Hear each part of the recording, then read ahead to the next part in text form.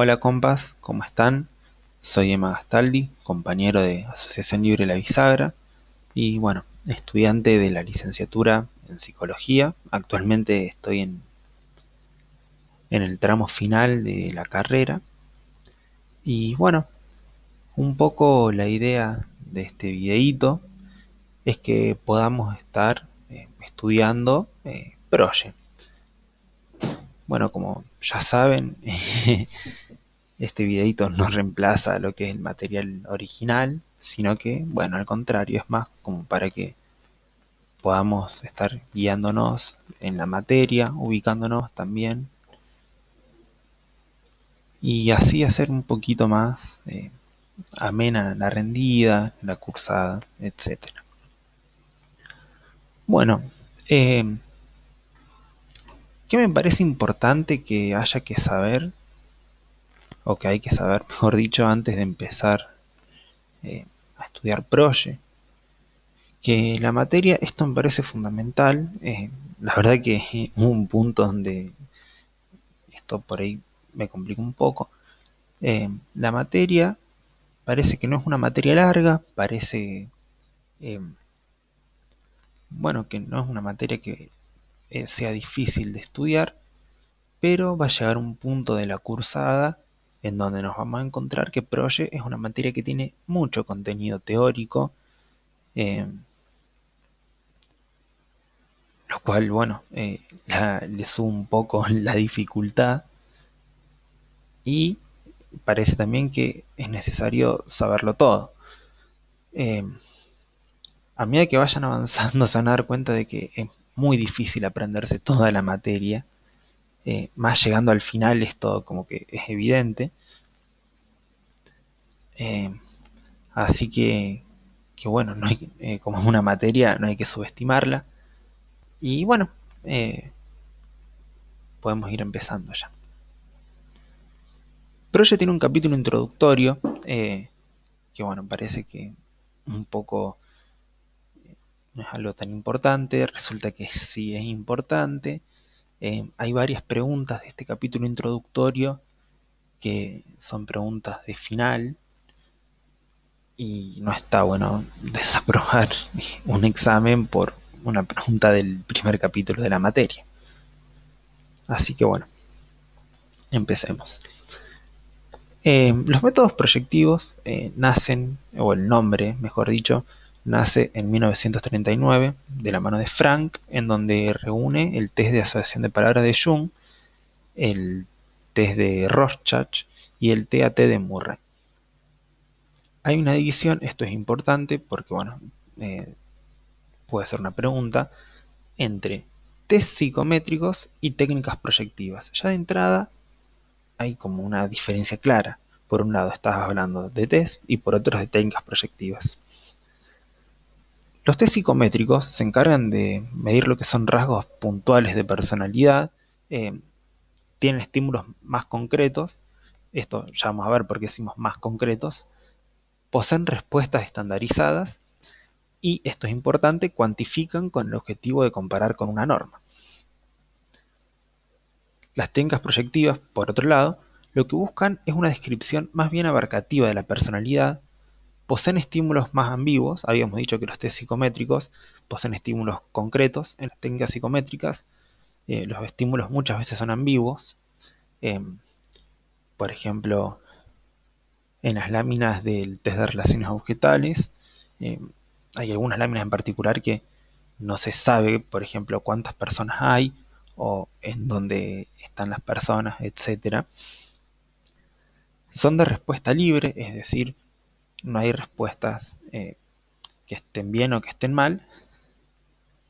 Y bueno, por último, cualifican los resultados en relación a la percepción que el entrevistador haya conformado del individuo y las recurrencias y convergencias en sus materiales.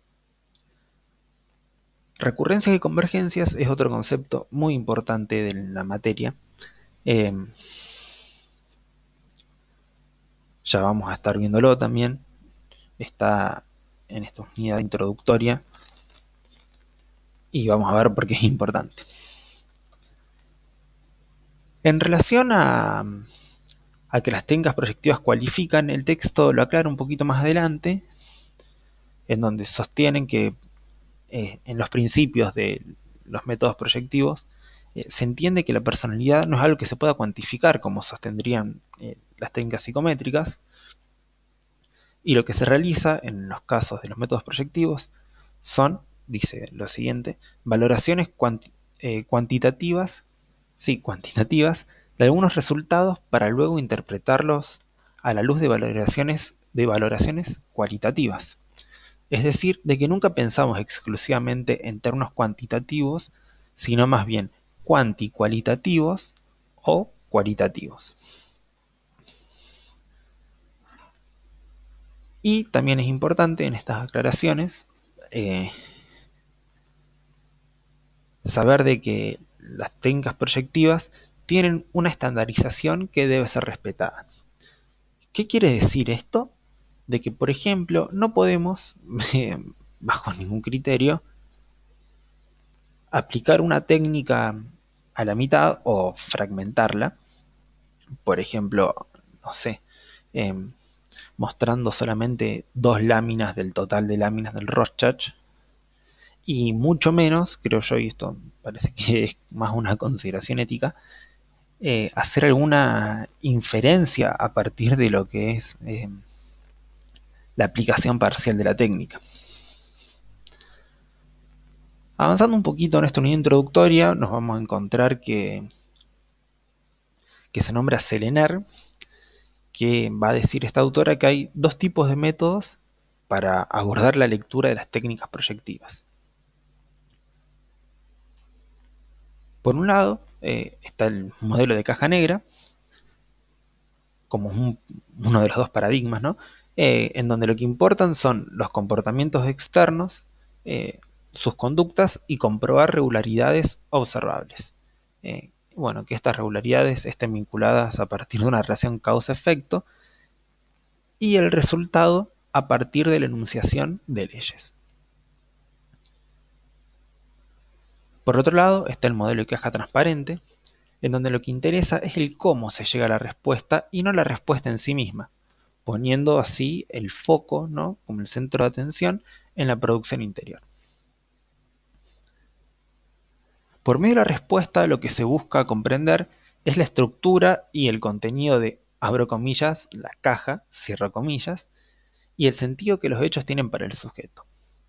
Podemos pensar de que el psicoanálisis es un modelo de lectura para el material que se ubica dentro de la caja transparente. Es importante también saber de que el psicoanálisis y los métodos proyectivos tienen finalidades diferentes. El psicoanálisis tiene una finalidad terapéutica, mientras que los métodos proyectivos tienen una finalidad de tipo diagnóstico. Bueno, vamos a avanzar un poquito más y vamos a ir a la parte de la clasificación de las técnicas proyectivas. Esto es importante saberlo. Me parece más bien que toda esta parte es importante saberla. Las técnicas proyectivas pueden ser de 2 tipos, estructurales y temáticas.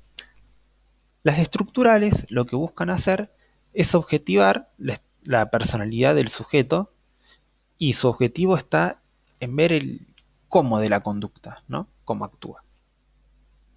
Y lo que se busca es un corte representativo de la organización psíquica.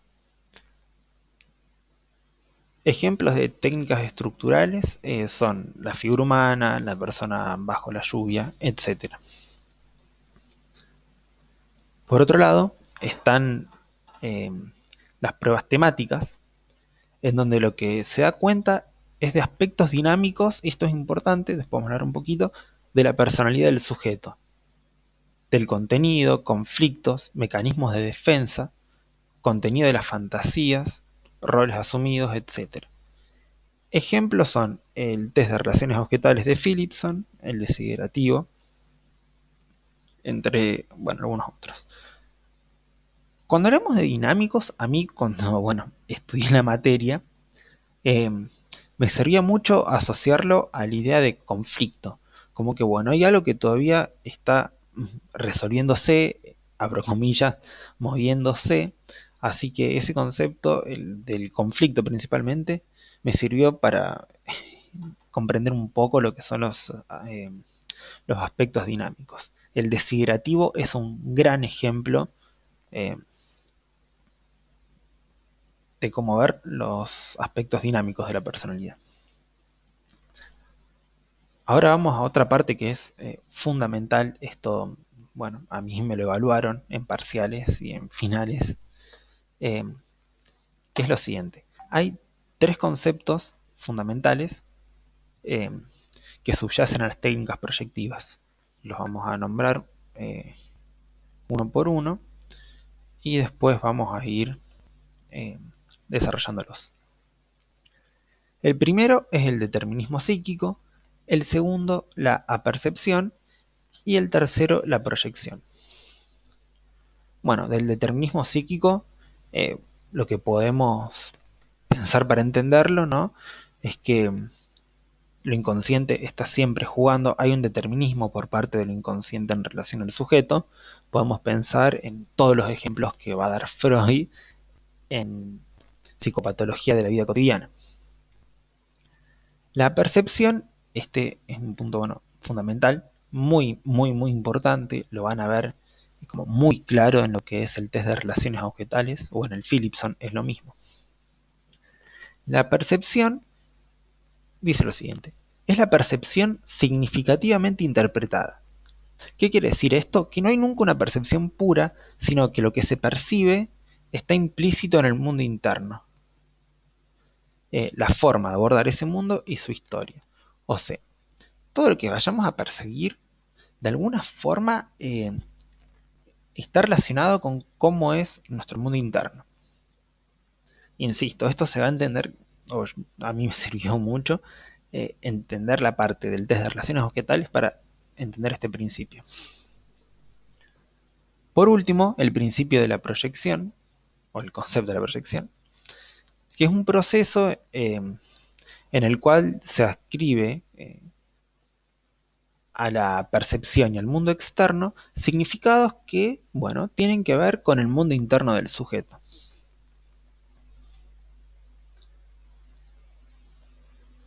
Otro punto más adelante, que bueno, ya había dicho que era muy importante, y bueno, insisto en que es muy importante, es el punto de las convergencias y recurrencias.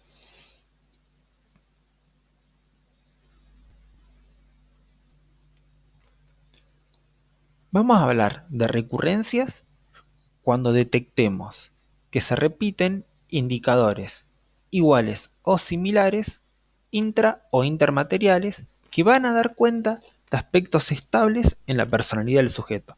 ¿Qué quiere decir esto? Una vez que hayamos aprendido una técnica, ¿no?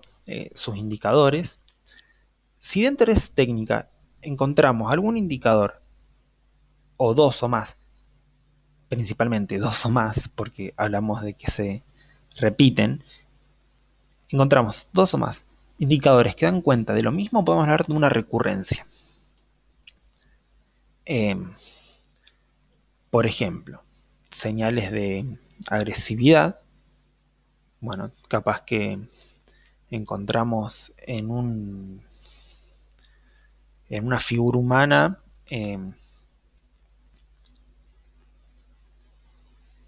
bueno, puede ser por ejemplo eh, brazos en forma de garra eh,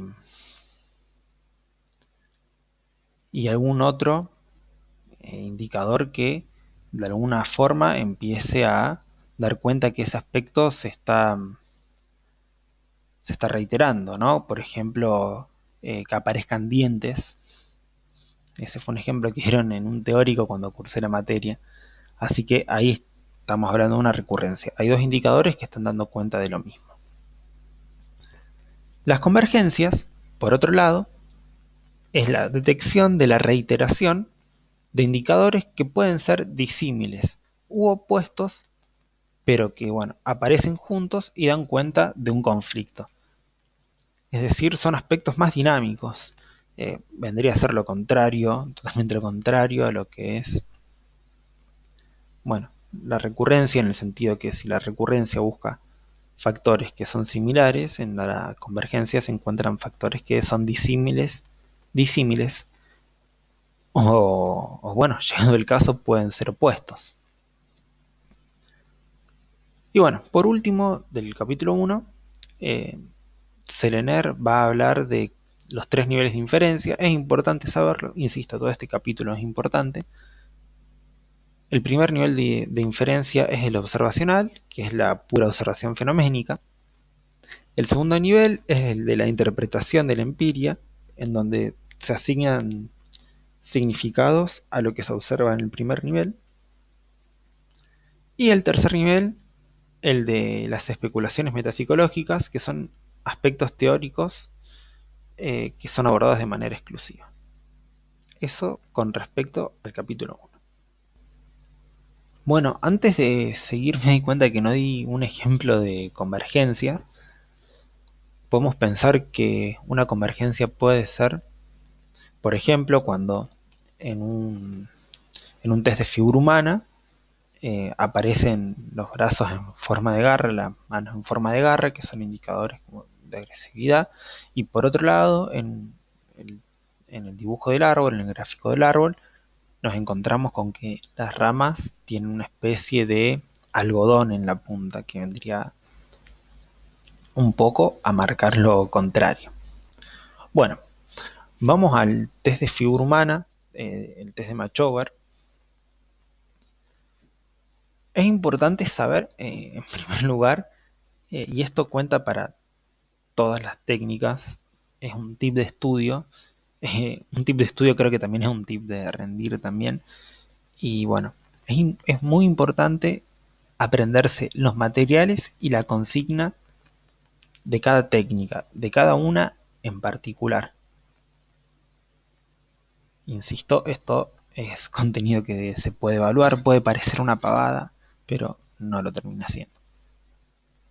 Bueno, el test de figura humana permite conocer cómo se siente el sujeto en el medio ambiente que interactúa, cómo interactúa, cómo es su percepción con respecto a sí mismo, su esquema corporal, la vivencia que tiene de su cuerpo y los conflictos que la aquejan. Estos 5 o 6 ítems son muy importantes. Vamos a ver cómo el test va a dar cuenta de cada uno de ellos. Apréndanselos. Los voy a repetir. Acuérdense. ¿Cómo se siente el sujeto en el medio ambiente que interactúa? ¿Cómo interactúa? ¿Cómo es su percepción respecto de sí mismo, su esquema corporal, la vivencia que tiene de su cuerpo y los conflictos que la aquejan? Bueno, para la administración de esta técnica contamos con algunos materiales que son los siguientes. Se va a entregar al entrevistado una hoja blanca, lisa, esto es importante, vertical y al mismo tiempo lápiz y goma. La consigna es la siguiente. Dibuja una persona. Si el sujeto pregunta cómo, qué tan grande, lo que se responde es que lo haga como quiera. Y es importante, bueno, transmitir que no es una evaluación, no se va a evaluar artísticamente la técnica. Bueno, una vez que termina el dibujo, se da vuelta la hoja y lo que se le pide a la persona es que dibuje a una persona del sexo opuesto al que dibujó la primera vez. O sea, vamos a tener dos sexos en la misma hoja. Algo importante también, que está bueno saberlo, es que si la persona hace un dibujo de palotes, o sea, como los famosos monigotes, tenemos que pedirle que vuelva a hacer el gráfico de forma más completa. En este caso, el dibujo de palotes no se desecha, sino que se lo sigue teniendo, ¿no? Por su valor diagnóstico, y ya que remite a evasividad, oposición, reticencia incluso, etc. Bueno, Para analizar el dibujo, esto es importante también, tenemos dos tipos de análisis y hay que hacerlos a los dos. Por un lado, el análisis estructural y por otro, el análisis de contenido. Son un montón de puntos, está bueno saberlos a todos y los voy a ir como desarrollando rapidito. El análisis estructural se refiere al cómo dibuja el sujeto. Acuérdense, el estructural al cómo dibuja. Se tienen en cuenta los siguientes indicadores. Primero, o A, el tamaño. El promedio más o menos es de 18 centímetros o 2/3 de la hoja. Ahora, si la hoja es una simbolización del ambiente, el tamaño del dibujo se relaciona a cómo se siente el individuo en el medio ambiente que lo rodea. Y esto se relaciona con la autoestima. Si el dibujo es pequeño, podemos pensar que la persona se siente desvalorizada o rechazada. Si es grande el dibujo, podemos pensar en respuestas del tipo expansivas, agresividad o incluso sobrecompensación de un sentimiento de minusvalía. Al mismo tiempo, acuérdense, el tamaño se relaciona con el control. Si la presión superyoica es muy grande, el sujeto se va a restringir en el dibujo. Pasa lo contrario con impulsividad, que lo que hace es llevar a ciertos desbordes. Bueno, dijimos, primero el tamaño. Segundo, importantísimo, el emplazamiento. Es la ubicación del dibujo en la hoja. Lo que se espera comúnmente es que esté centrado y levemente hacia el costado izquierdo o hacia el margen izquierdo. Podemos dividir la hoja en 4 con una especie de cruz. Arriba a la izquierda vamos a tener lo que es, según el texto, lo positivo, lo abstracto, ideas. También remite a lo que es el pasado, lo materno y lo regresivo. Si arriba a la izquierda hablamos del mundo de la abstracción, abajo a la izquierda vamos a hablar de lo concreto. Y también esto va a referir a lo que es el pasado, lo materno y lo regresivo. A la izquierda, lo regresivo, acuérdense de eso. Arriba las ideas, abajo lo concreto. Arriba a la derecha, lo mismo, vamos a tener lo que es el mundo de las ideas, lo abstracto, pero en vez de hablar de lo regresivo, vamos a hablar de la acción y de la realidad. Abajo a la derecha, como ya más o menos podemos imaginar, vamos a encontrar a lo concreto y también a la acción y la realidad.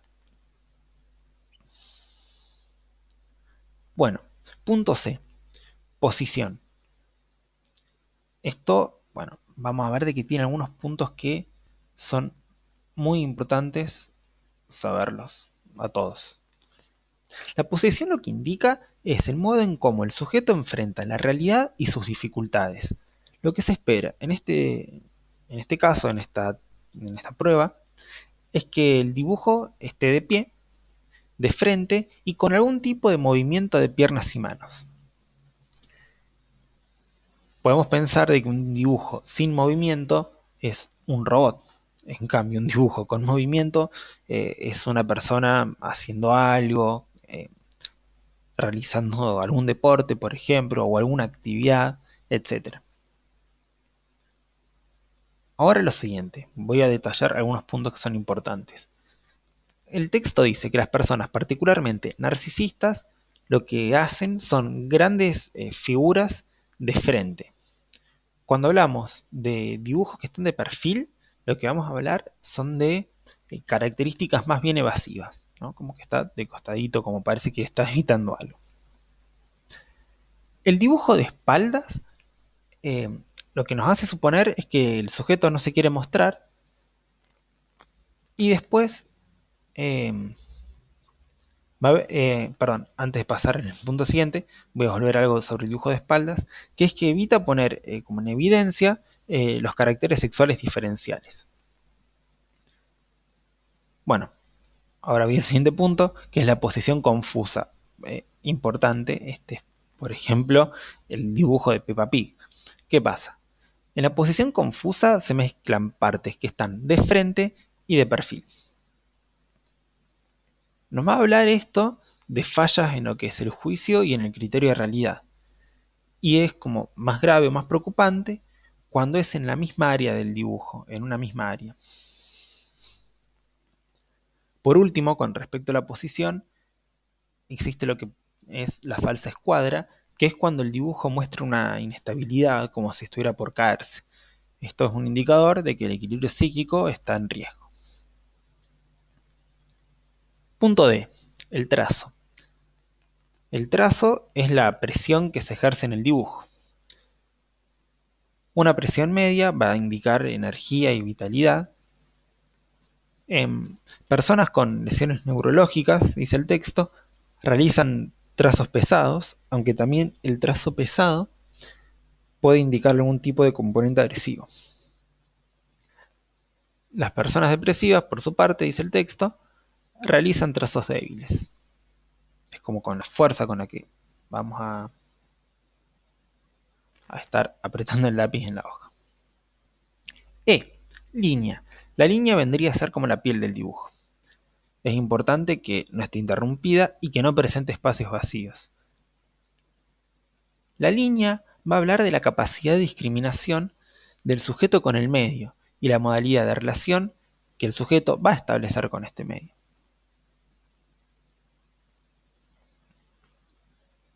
Bueno, sombreado, punto F. Va a poner en evidencia áreas que estén en conflicto. Un sombreado del tipo remarcado indica rasgos agresivos y uno tenue o en rayas en vestimenta, ansiedad y conflictos. Puede parecer que el sombreado se confunde con el trazo, pero no tienen mucho que ver. El sombreado se realiza en una área en particular. Parece como que de alguna forma se trata de ocultar esa área, en caso que sea un sombreado como remarcado. Si es tenue, bueno, podemos pensar en, como dije hace un ratito, rayas en vestimentas, etc. Simetría. Lo que se espera en el dibujo es de que sea de proporciones adecuadas, que los miembros sean simétricos, tanto como brazos y piernas, como también ojos y orejas. Dice el texto que, bueno, si esto no ocurre, se puede inferir algún problema somático. La secuencia. Lo esperable es que el dibujo comience desde la cabeza para luego ir hacia los troncos, brazos y piernas y pies. Esto, va a decir la autora, indica un pensamiento ordenado. Si la secuencia se modifica, podemos pensar en dificultades del orden del pensamiento lógico. Y bueno, va a decir el texto que mientras más desordenado o más desordenada sea la secuencia, puede llegar a ser más patológico. Punto I. Movimiento. El movimiento se va a referir a que en la realización del dibujo haya un grado de tensión kinestésica. Es un poco ya lo que veníamos hablando antes. Si hay movimiento extremo, esto puede indicar manía, aunque también lo pueden usar personas que dirigen sus impulsos a la actividad motora. Si el dibujo da como mucha sensación de rigidez, podemos pensar en una intensa necesidad de control de los impulsos. Punto J y antepenúltimo punto. Detallismo. Mucho detallismo va a dar cuenta de rasgos obsesivos, en donde se intente tener bajo control y orden un mundo que viene a ser caótico, un mundo interno caótico. Esto va a evidenciar un yo hipervigilante y débil, dice el texto. Bueno, sería interesante saber qué quiere decir un yo débil. Hay conceptos que son, bueno, útiles para el detallismo, que son las adiciones. Que para la autora va a hablar que se sugiere que, en este caso, en el caso de las adiciones, que el dibujante se siente incompleto. Las omisiones, en cambio, van a informar conflictos en el área omitida y van a tener el mismo valor que las distorsiones. El último punto es el tema, que es lo que el sujeto dibuja en primer término. Se espera que dibuje una persona de su mismo sexo. Si esto no ocurre, dice el texto, se puede pensar una conflictiva en relación a la propia identidad sexual. Bueno, antes de seguir, nada, me gustaría contarles algo que me pasó cuando estaba estudiando la materia, eh, y es algo que ahora como que aparece otra vez. Yo siento que cuando, cuando leemos este tipo de materiales, parece que es todo como muy lineal. Yo creo que en algún punto eh, me parece que si seguimos como al pie de la letra cada una de estas cosas que estuvimos hablando recién, podemos llegar a caer en lo que es una sobrepatologización de la persona que tenemos enfrente. Me parece que es importante estar bien situados en relación a que, bueno, cada persona es diferente, cada vivencia es diferente, y es algo como que no, yo creo que no se nombra mucho en el material. Quizás, bueno, podemos pensar en que algunas cosas, si las vemos según lo que fuimos hablando recién, podrían llegar a hablar de una persona eh, como sobrepatologizada, eh, agresiva, eh, etcétera, cuando, bueno, sería interesante también saber qué es lo que le pasa a esa persona.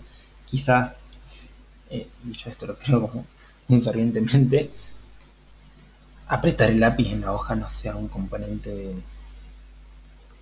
como un rasgo agresivo, o tener un trazo más débil eh, no tiene por qué ser como un rasgo de las personas depresivas. ¿Qué pasa, por ejemplo, si resulta que estamos en una entrevista de trabajo súper importante, no comimos y nos hacen dibujar a una persona? Lo más probable es que por los nervios, el hambre, la situación, etcétera, el trazo sea débil. Eso no tiene por qué significar que la persona que esté dibujando es una persona depresiva.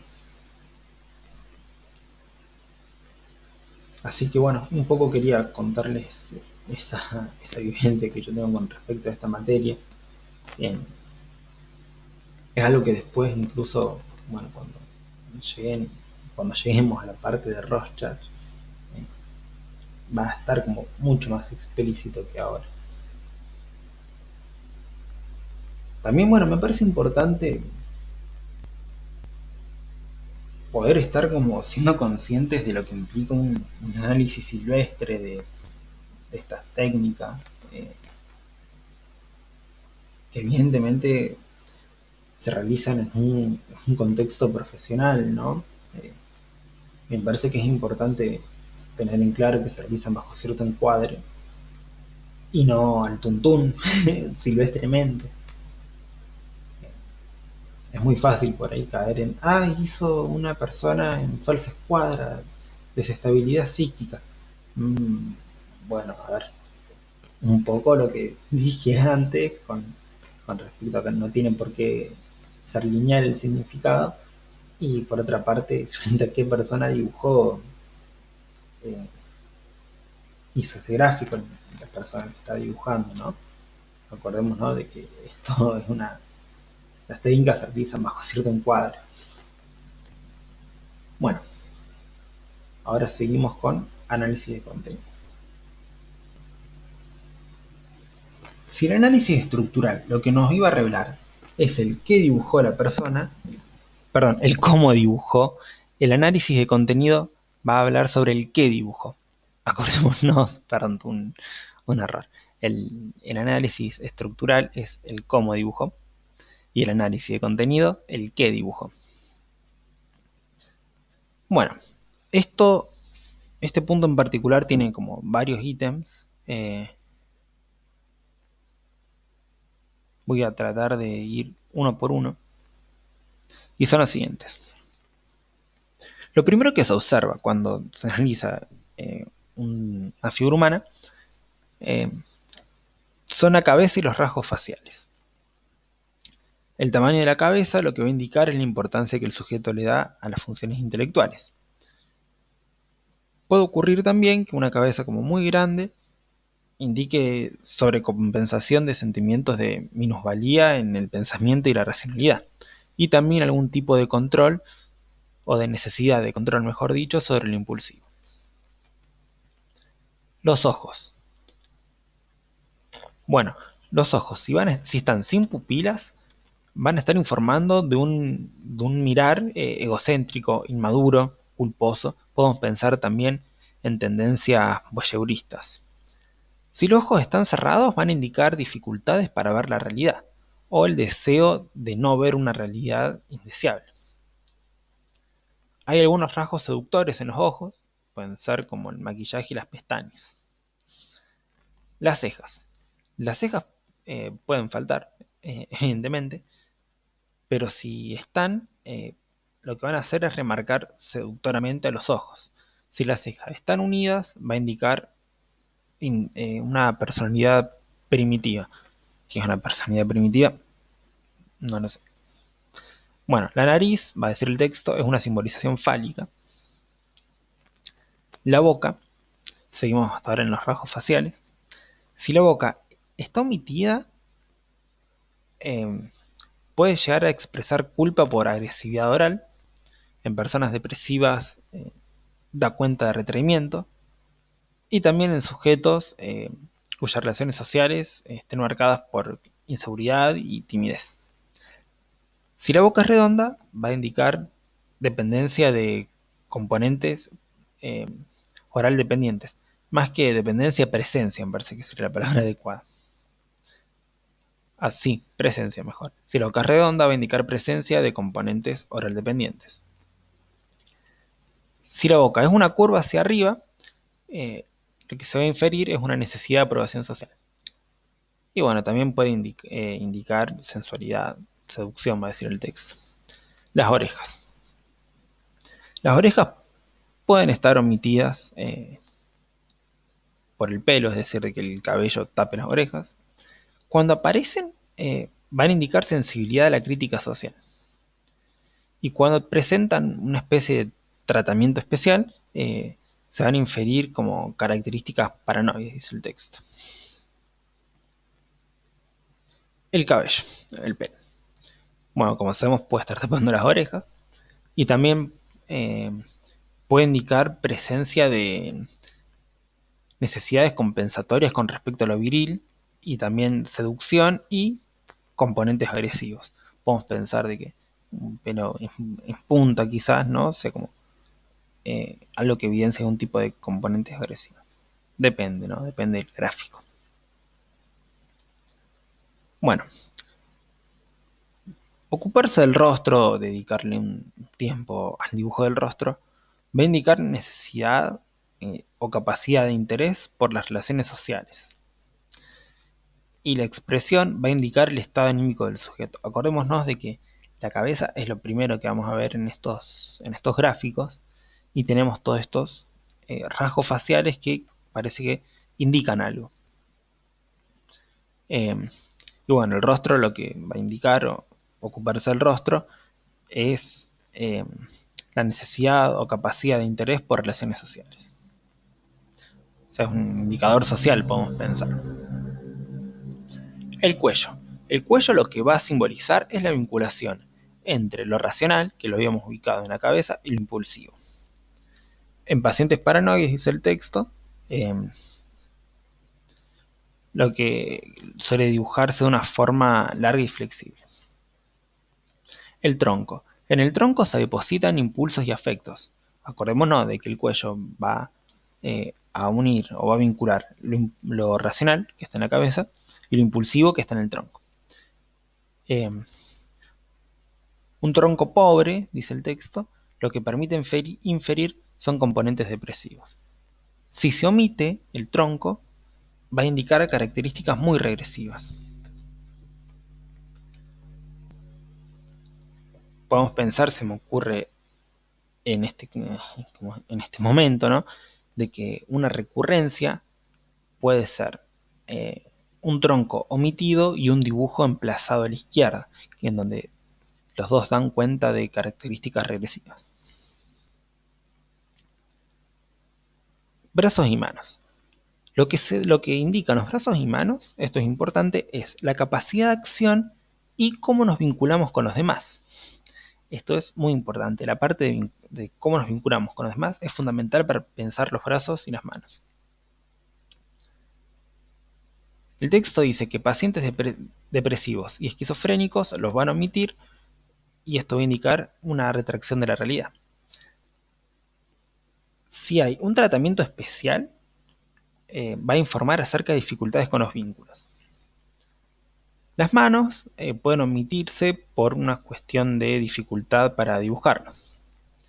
Si se ubica las manos detrás de la espalda o en los bolsillos, esto va a indicar también dificultad en el contacto con los otros, poca disposición para la acción. Y si las manos están borroneadas o poco claras, lo que va a indicar es culpa por actividades masturbatorias.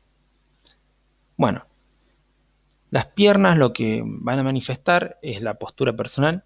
Si están como muy separadas, va a indicar la necesidad de mantener un equilibrio precario. Los pies. Los pies suelen tener una connotación fálica. Si se omiten, puede ser indicador de inseguridad.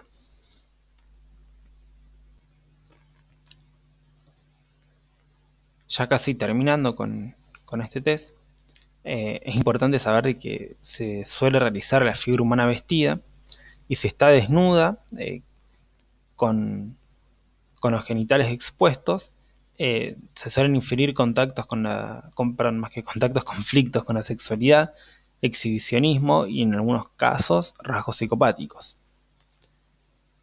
Pacientes psicóticos, dice el texto, suelen hacer figuras muy regresivas en donde se remarca el sexo.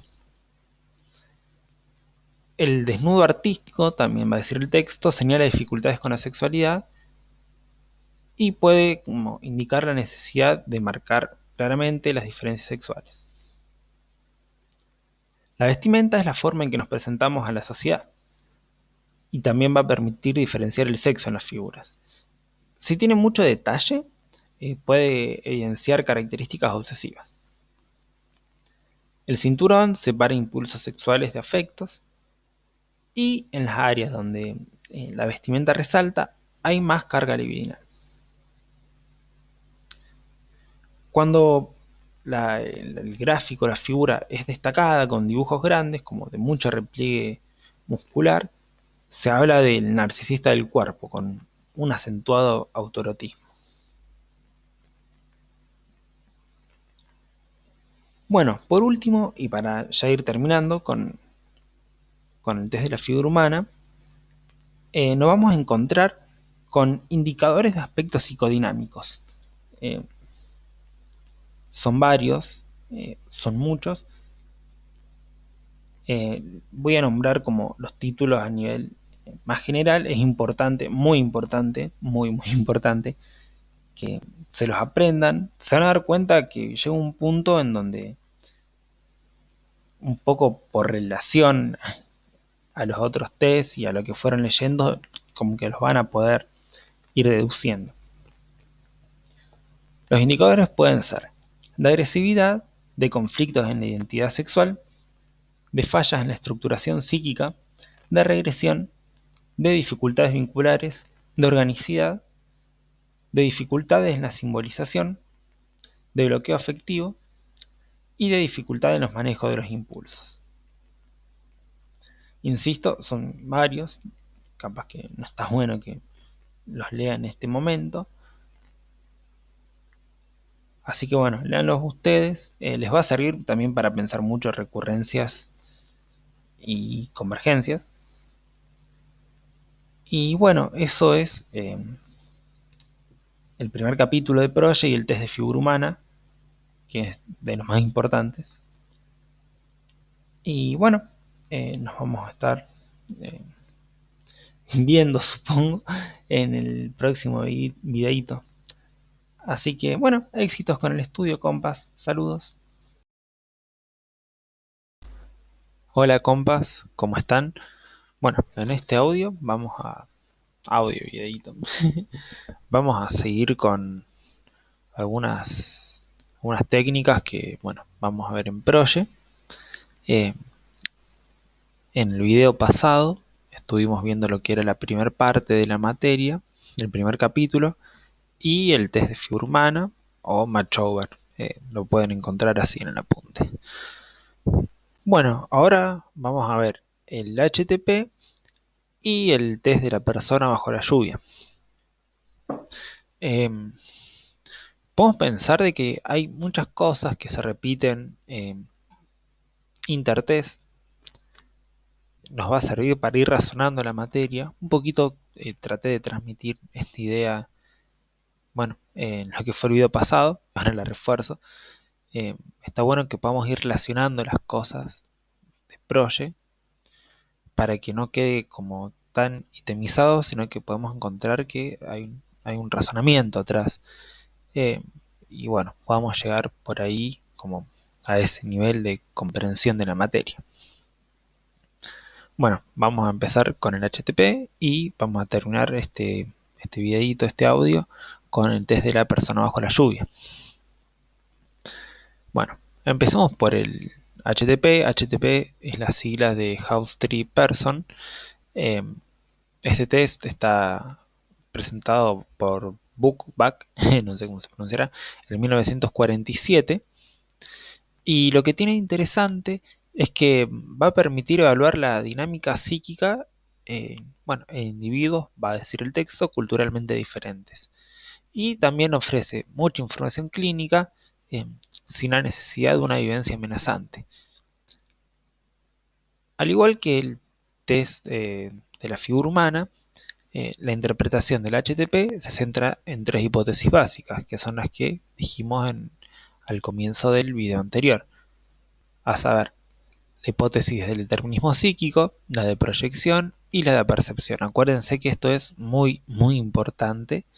Es un eje como fundamental de la materia, acordarse estas tres hipótesis, saberlas más que acordárselas. Bueno, ¿por qué la casa, el árbol y la persona?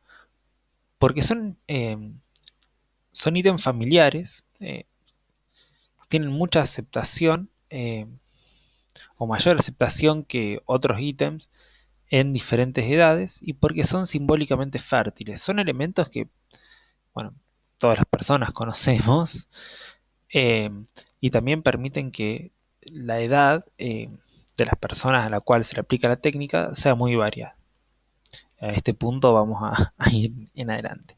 Con respecto al material y la consigna, es importante saber de que este test se puede aplicar en niñas de 8 años en adelante y la duración suele ser entre 30 y 90 minutos, con el cuestionario posterior. Ya vamos a verlo también. Acuérdense que, bueno, a mí me parece que como efectos prácticos es importante tener una noción de lo que va a durar la técnica para que esta no quede trunca. Por ejemplo, si tenemos una hora de trabajo, no nos va a alcanzar el tiempo para aplicar un HTP, por ejemplo, un desiderativo y un Rorschach, sino que tenemos que saber manejar el tiempo con el que vamos a contar. Con respecto a los materiales que pide el HTP, son un lápiz, una goma de borrar y una hoja A4. Es una hoja A4 por técnica, o sea, una para la casa, una para el árbol, y para la persona también es una. Acuérdense que, como dijimos en el primer audio, en el primer video, eh, la persona dibuja a una persona de su mismo sexo y a la del sexo contrario en el reverso de la hoja. También, y esto se agrega acá, cuando hacemos el gráfico de la figura humana, tenemos que decir a la persona que le coloque nombre y edad a las personas que dibuja. Acuérdense de eso, que es un detalle que suma mucho y es importante también. Bueno, dijimos que el test iba a llevar entre 30 y 90 minutos con el cuestionario.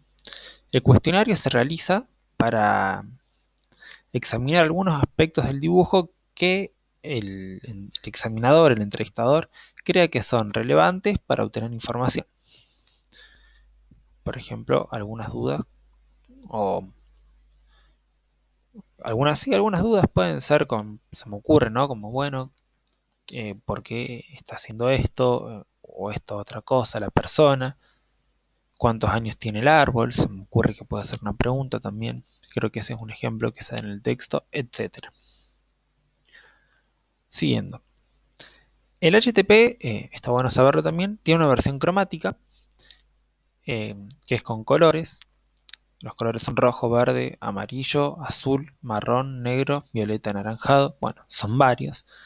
Eh, lo que tiene esta técnica es de que no es imprescindible, o sea, podemos no hacerla. Se suele aplicar después que la serie cromática, que es la que es en blancos, negros y grises, o sea, la que aplicamos antes. Y las hojas, en donde se realiza la prueba cromática, van a ser diferentes, o sea, se van a reemplazar las hojas. Por un lado vamos a tener un HTTP acromático en 3 hojas y por otro lado un HTTP cromático en las otras 3. La consigna va a ser la misma, dibuje una casa, un árbol, una persona, pero esta vez con colores. Siguiendo un poquito en el texto, vamos a la parte donde dice interpretación de la técnica del HTTP. Y acá empieza con una hipótesis en donde para Levi un dibujo es una proyección del concepto de sí mismo, de actitudes hacia la otra persona en el medio ambiente, de la imagen del yo ideal, etc. La atención del psicólogo y la psicóloga tiene que centrarse en la relación transferencial contra transferencial, el proceso y el dibujo gráfico. ¿Se acuerdan que esto ya como lo veníamos hablando también? De que las técnicas se aplican bajo cierto encuadre, ciertas relaciones. Acá esto es un poquito más profundo ahora y nos dice que es bueno, la relación transferencial contra transferencial y que es importante también el proceso con el cual se lleva adelante la técnica. No solamente el resultado final, sino el proceso. Va a hablar también de los conceptos de recurrencia y convergencia, cosa que ya vimos en el video anterior.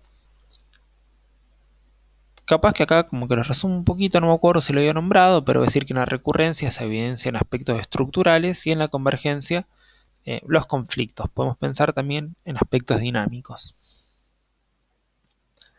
Bueno, como supuesto básico vamos a encontrar que los datos obtenidos del sujeto van a remitir al aparato psíquico o anímico. Y el material que se obtiene se somete a 3 niveles de inferencia, que también un poquito ya los vimos: observacional, de interpretación y el especulativo. En el observacional, lo que vamos a estar viendo es la conducta del entrevistado durante la administración de la técnica, el proceso transferencial contra transferencial y las respuestas que nos va a dar el sujeto. Lo que se recomienda es la atención flotante y bueno, poder estar atentos a lo que es la primera impresión contratransferencial. Con respecto a la interpretación, lo que se van a inferir a partir de las respuestas son aspectos que van a constituir la dinámica del psiquismo, teorizando algún tipo de sentido y significación. Son, abro como comillas, hipótesis realizadas a partir de la interpretación del material. El análisis es intra e intertest para luego realizar convergencias y recurrencias. El último nivel es el especulativo, en donde lo que hacemos es relacionar las hipótesis del segundo nivel con conceptualizaciones metapsicológicas. Es un enfoque, en este caso, estructural. Para este análisis, va a decir el texto, se utilizan los mismos para los test, que son secuencia, tamaño, presión, emplazamiento, simetría, proporciones, exactitud de grado complementario, de grado de completamiento, perdón, sombreado, reforzamiento, etc. Acuérdense que eso ya lo vimos antes en la parte donde hablábamos del análisis de contenido y el análisis estructural. Bueno, interpretación del contenido del HTTP. Los 3 elementos van a remitir a 3 simbolismos diferentes, si queremos pensarlo así. La casa, en primer lugar, va a remitir asociaciones con la vida hogareña y las relaciones intrafamiliares. En niñez va a poner de manifiesto la situación respecto a sus hogares y las relaciones familiares. Si ya son adultos y tienen pareja, puede presentar lo que vendría a ser la situación doméstica. Y en personas regresivas, la relación infantil con figuras parentales. El árbol remite a sentimientos más profundos y primitivos de la personalidad. Como autorretrato está muy alejado, por lo que es más fácil que se proyecten estos sentimientos. Estos sentimientos más profundos, habíamos dicho. Es importante entender de que el árbol de alguna forma es un autorretrato también, u ofrece un autorretrato, mejor dicho, pero es un autorretrato alejado.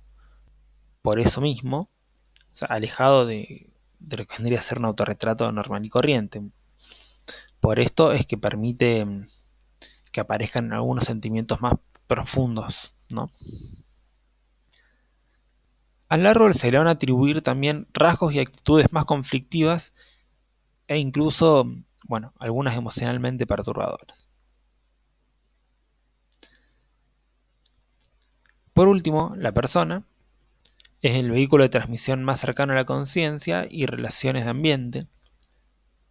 Remite por ahí algunos aspectos menos profundos, algunos recursos para relacionarse, sentimientos, conflictos, defensas, etc. Me quedo colgando esto que dije con respecto al árbol, con lo que cerré, es que dije que se suelen atribuir rasgos y actitudes más conflictivas y emocionalmente perturbadoras. Esto es en relación a la persona, es decir, que al árbol es a quien le atribuimos estos rasgos y actitudes conflictivas. Bueno, interpretación de los elementos constitutivos del HTP. Voy a ir punto por punto. Con respecto a la casa y al árbol, a la persona ya eso está en el videito anterior, pero bueno, también aparecen algunos puntitos interesantes acá como para reforzar. Empecemos por la casa. La casa va a representar la imagen de un emisme con sus elementos correspondientes: área de la fantasía, contacto con la realidad, accesibilidad, predominio de la etapa sexual, etc. También la percepción de la situación familiar y la combinación de sus tiempos. Hay 4 elementos que se esperan que estén, que son el techo, las paredes, las puertas y las ventanas. Con esos elementos, de alguna forma, ya tendríamos una casa. Empecemos. El techo. El techo es el área vital de la fantasía. El tamaño refleja el tiempo que se le dedica a esta y la satisfacción que en la fantasía se encuentra. Si el techo no está o solamente es una línea, vamos a pensar en sujetos que carecen de capacidad de ensoñación o fantasía por alguna especie de limitación intelectual. Si el techo en cambio está reforzado, indica que se está defendiendo el sujeto de la amenaza que la fantasía escapa del control. Paredes. Las paredes están relacionadas con el grado de fortaleza del yo y de la personalidad. Si las paredes se están desmoronando, se indica un yo en desintegración. Si los límites de las paredes están reforzados, es un esfuerzo por mantener la integridad corporal.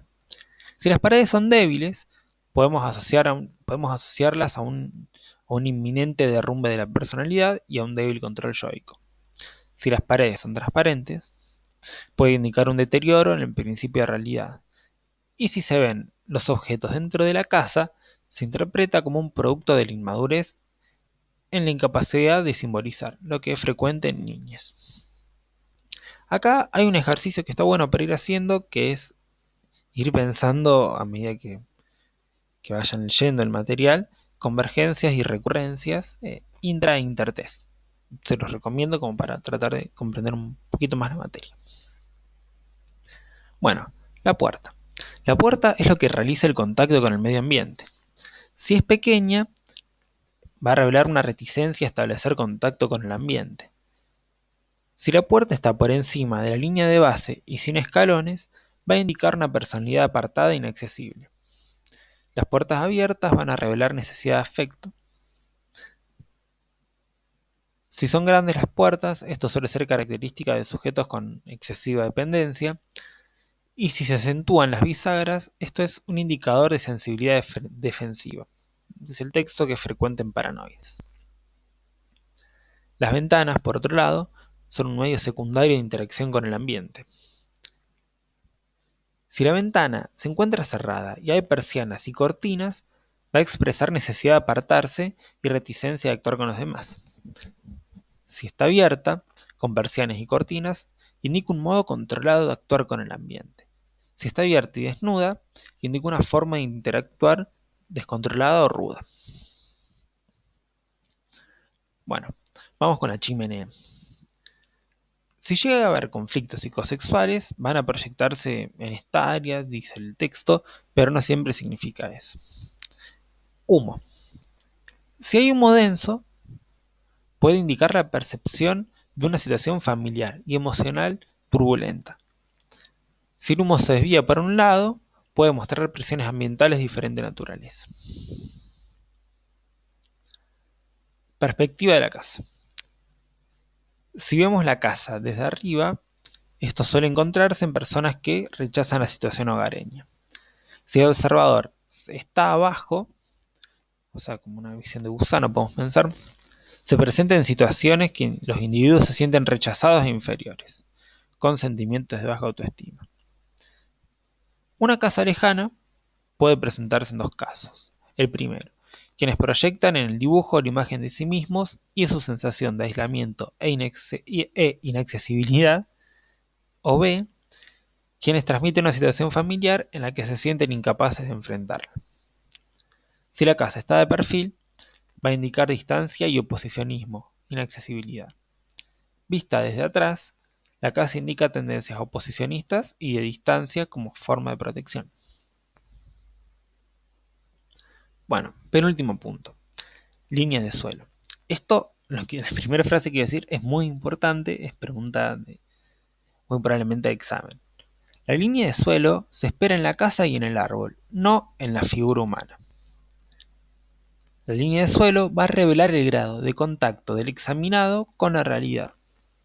Si los dibujos están apoyados levemente, suele indicar dificultades en el contacto con la realidad.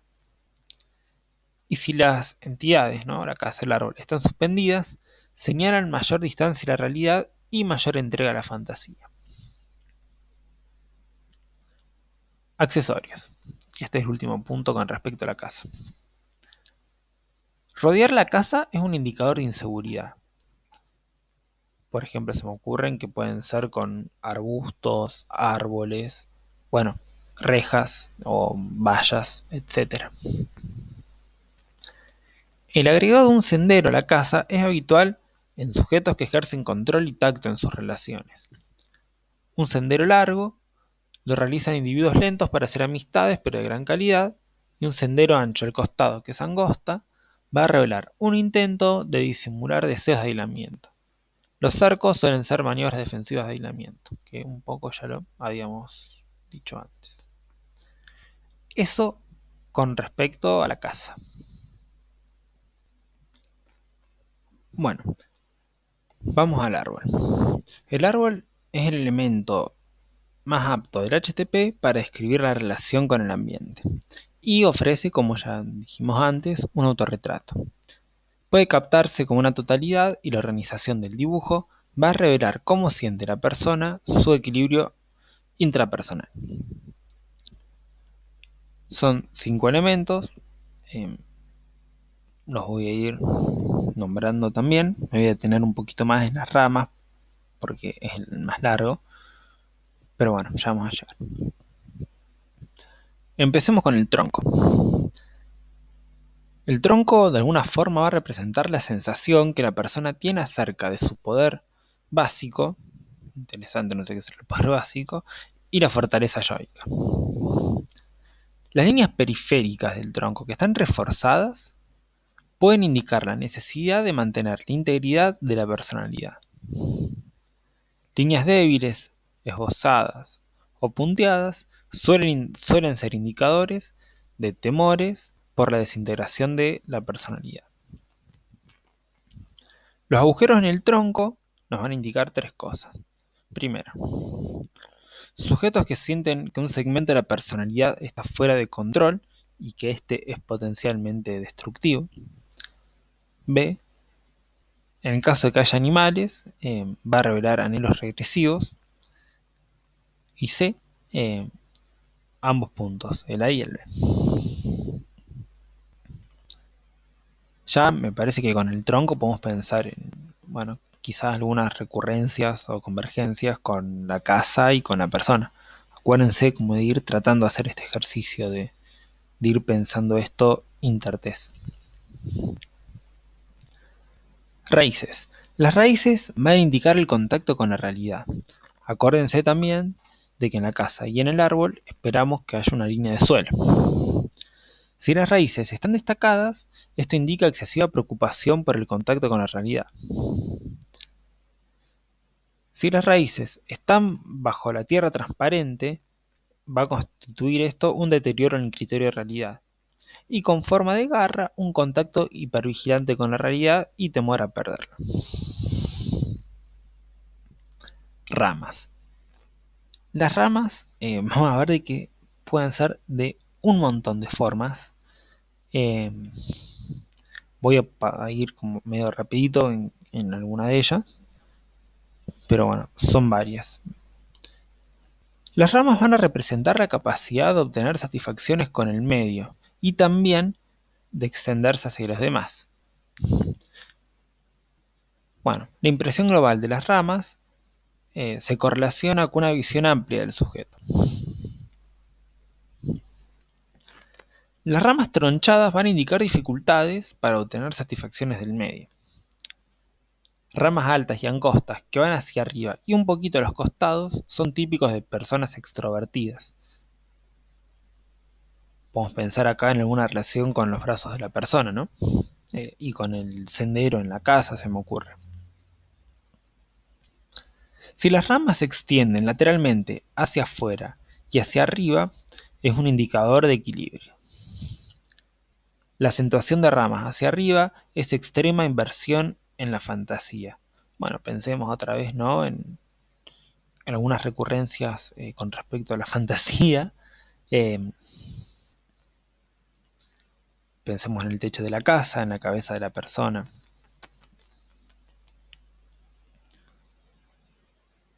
Bueno, achatar la parte superior del follaje es un rechazo del área de la fantasía. Sigamos como pensando en esta búsqueda de convergencias y recurrencias. Las ramas unidimensionales ligadas a un tronco unidimensional van a sugerir la posibilidad de síntomas de organicidad. De organicidad, bueno, quiere decir, ¿no? Como que remita al órgano, ¿no? La flexibilidad en la estructura de las ramas indica la habilidad que tiene el sujeto para obtener satisfacciones en el ambiente. Ramas tipo garrote van a señalar impulsos hostiles. Acá podemos pensar en otra recurrencia. Pueden ser no ramas tipo garrote y manos en forma de garra también. Ramas bidimensionales y abiertas en el extremo distal, dice el texto, revelan escaso control sobre la expresión de los impulsos. Ramas con forma de pene se presentan en personas con preocupaciones sexuales. Ramas rotas van a expresar la sensación de no constituir una unidad interna completa. Un tronco trunco con ramas en el cabo indica que se siente que el núcleo de ello está dañado. Si el árbol se inclina para alejarse de un gran sol, esto va a hablar de un intento de apartamiento de una figura parental. Ramas que se dirigen hacia adentro van a hablar de egocentrismo con fuerte tendencia a la introversión. Envolver los extremos de las ramas como nubes indica inhibición en la descarga de agresión. Un árbol de tipo cerradura, en donde no se distingue entre el tronco y follaje, va a hablar de tendencias oposicionistas. Como vieron, son muchísimos puntos de las ramas, está bueno aprendérselos. Bueno, sigamos. La edad del árbol. La edad del árbol es algo que debe preguntarse en el interrogatorio, ya lo habíamos dicho antes. Si un adulto dibuja un árbol pequeño, esto indica sentimientos de inmadurez. Por último, árbol muerto. El árbol muerto es un indicador de mal ajuste, sugiriendo la existencia de una grave patología psicológica, dice el texto. Frente a la afirmación que el árbol está muerto, hay que preguntar cómo murió y cuánto tiempo hace que está muerto, porque esto puede indicar la duración de los sentimientos de desajuste. Y con esto terminaríamos lo que sería el árbol. Nos quedarían la persona y, como dije, hay algunos puntitos así como muy por encima. Después está la parte de indicadores para analizar áreas de la patología, que eso sí los vamos a ver, son 6. Y nos queda el test de la persona bajo la lluvia y terminaríamos con este. Bueno, con respecto a la persona, se van a proyectar los aspectos menos maduros y recursos y sentimientos hacia el prójimo. La persona, el gráfico de la persona, mejor dicho, puede indicar un autorretrato, el ideal del yo o la representación de alguna figura significativa. Se van a proyectar tanto el yo físico como el yo psicológico, y sabemos ya que si el entrevistado hace un dibujo de palotes, esto va a tomarse como signo de evasión.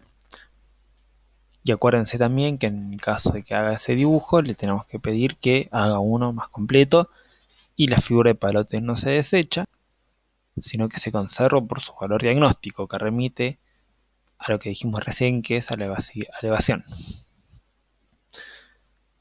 Bueno, me parece que persona ya quedó explicado en el audio anterior. Voy a pasar al siguiente punto, que es son los indicadores para analizar áreas de la patología. Son 6, y es importante esto sí sabérselas uno por uno. Es muy importante, esto es básicamente central. El primero, estructuración o desestructuración intrapsíquica. Hay un buen nivel de estructuración si las características son realistas, armónicas, simétricas, proporcionadas, completas y diferenciadas. En cambio, hablamos de desestructurado o desestructuración cuando las figuras son disarmónicas, incompletas, rotas, partidas, indiferenciadas, con zonas abiertas. Segundo punto. Examen de realidad y juicio de existencia. Se va a analizar el manejo del tamaño y el espacio, teniendo que haber adecuación entre el tamaño de la hoja con el de la figura. Y también alguna diferencia entre el perfil y el frente sin transparencias. Esto ya lo hablamos en el video sobre el gráfico de la figura humana. Sabemos de que aproximadamente el gráfico suele ocupar 2/3 de la hoja, unos 18 centímetros. Habíamos hablado también sobre la posición confusa, que es esto que se van a mezclar partes de perfil y de frente. Bueno, en caso de psicosis, se va a llenar la hoja con pedazos, con porciones, podemos pensar, existiendo posición confusa, transparencias y desproporciones graves. En la neurosis hay adecuación del dibujo al tamaño de la hoja y una buena proporción figura-fondo. Y el cuerpo va a ser proporcionado también.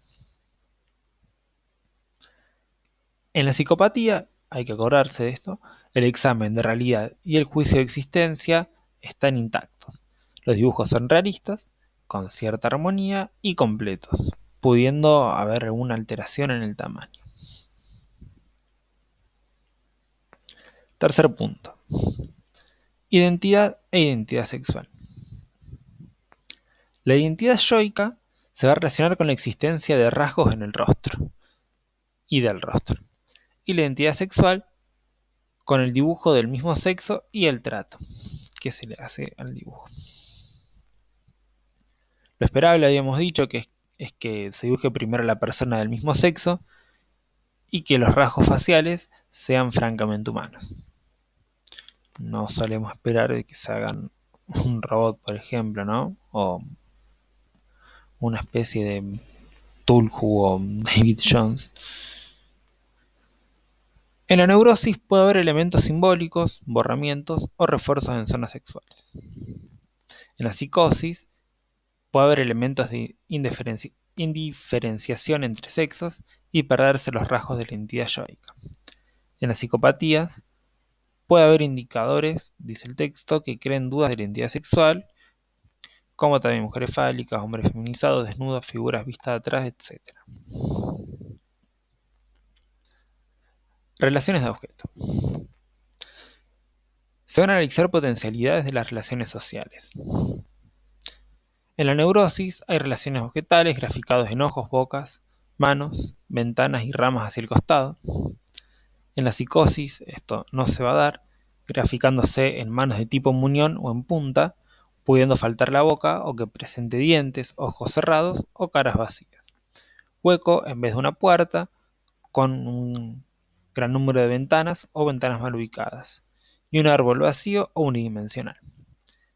En la psicopatía, en cambio, el objeto es el depositario que se encuentra despreciado y puede producir un impacto contratransferencial. Rostros burlones, despectivos, manos en garras, rasgos agresivos, ramas en puntas, casa ampulosa, grande, lujosa. Esto de la psicopatía me parece que va a quedar más claro en el cuestionario desiderativo. Acuérdense que lo que se está buscando en este caso es producir un impacto contratransferencial, como que lo veamos y de alguna forma nos produzca alguna reacción como entrevistadores. 5. Capacidad de simbolizar. Es la posibilidad de tomar distancia del test y tomarlo como si fuese un como si. Bueno, en las psicopatías la capacidad de simbolizar es mantenida, pero se utiliza para producir algún tipo de reacción. Es lo que habíamos dicho recién sobre la reacción contratransferencial. Punto 6 y último, y pasamos a la persona bajo la lluvia. Estereotipia versus plasticidad. A mayor plasticidad, mayor salud, dice el texto. Se espera que las imágenes sean diversas, con dibujos diferentes, y también se analiza si los gráficos tienen movimiento armónico y expresividad. En la neurosis vamos a observar mayor plasticidad en los dibujos, pero el movimiento puede estar bloqueado. En la psicosis no hablamos de plasticidad, el dibujo es rígido, sin movimiento, como si fuese un robot o algo movido como por un agente externo como una marioneta. En la psicopatía se va a otorgar gran importancia a la musculatura y al movimiento invasivo en donde parece que se sale de la hoja. Bueno, voy a nombrar los títulos de estos indicadores y vamos a pasar al test de la persona bajo la lluvia. Son 6, habíamos dicho: estructuración o desestructuración intrapsíquica, examen de realidad y juicio de existencia, identidad e identidad sexual, o sea, identidad yoica e identidad sexual, relaciones de objeto, capacidad de simbolizar y estereotipia versus plasticidad. Apréndanselos, consejo a todos, sí o sí, es algo importante. Bueno, test de persona bajo la lluvia. Vamos a ver de que este tiene como muchos ítems, pero bueno, no es largo. Y muy probablemente en alguna entrevista laboral quizás se los hayan aplicado. Quizás, bueno, en HTP también se me ocurre que en algunas entrevistas laborales se lo pueden haber aplicado. Así que capaz que hay un grado de familiarización con respecto a las técnicas. Bueno, empecemos. El test de la persona bajo la lluvia va a producir un mínimo de ansiedad y por esto se lo puede aplicar tanto en adultos como en niños. La consigna. Acuérdense que la consigna, estoy medio como insistente en este punto, pero es importante aprenderse la consigna de cada una de las pruebas. Para este test se va a entregar una hoja A4 en blanco, la posición es en vertical y se va a pedir explícitamente que se dibuje una persona bajo la lluvia. El cómo, ya sabemos, ya lo dijimos en el otro video, ¿no? En particular, al test de la persona bajo la lluvia, se aconseja aplicarlo después del test de la figura humana para poder comparar ambos dibujos. Este test va a permitir conocer, esto es importante, definición como de manual, va a permitir conocer cómo se defiende el sujeto en situaciones de tensión ambiental, siendo la lluvia el agente perturbador que genera la tensión. Lo voy a repetir otra vez. Este test permite conocer cómo se defiende el sujeto en situaciones de tensión ambiental, siendo la lluvia el agente perturbador que genera la tensión. ¿Para qué nos sirve comparar el test de la figura humana con el de la persona bajo la lluvia? En que podemos comparar situaciones normales y, de tensión.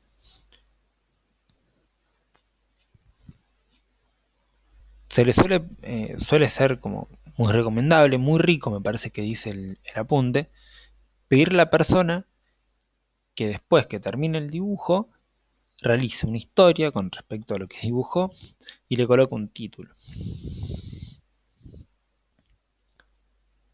Bueno, vamos al análisis de contenido. Primero, significaciones respecto a los instrumentos que utiliza para protegerse de la lluvia. Podemos pensar en que se utilizan elementos manipulables por sí mismos, como también instrumentos que no son manipulables, pero que ponen al sujeto a resguardo. Acá el instrumento como que cae de maduro es el paraguas. Primero, un paraguas adecuado va a dar cuenta de defensas sanas y de la posibilidad que la persona tiene de afrontar las dificultades instrumentando algunos recursos. Si el paraguas solamente cubre una parte de la cabeza, esto puede referir a que ante situaciones estresantes la persona se retrae, aislándose bajo el paraguas como un instrumento protector. La ausencia del paraguas indica que la persona no instrumenta defensas ante las situaciones de presión ambiental. Un paraguas de tamaño grande indica que la persona se protege excesivamente. Esto puede hablar de conflictos, de poco criterio, de dificultad en las relaciones interpersonales o con figuras de autoridad. Un paraguas muy chico va a dar cuenta de dificultad en las relaciones interpersonales o también con figuras de autoridad, conflictos y defensas lábiles. Un paraguas cerrado puede indicar resignación y que la persona no tenga energía para protegerse. Bueno, otros instrumentos.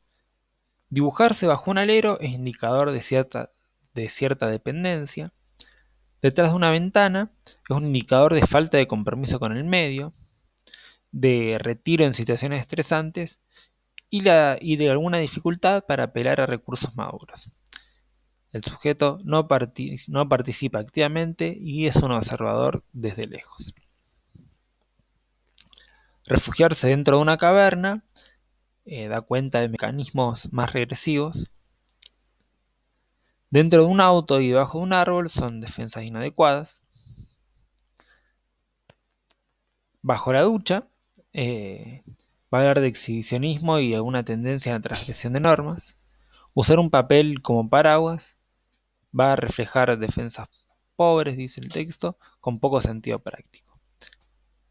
Y la mano como paraguas va a hablar de una defensa inadecuada que refiere a cierta omnipotencia.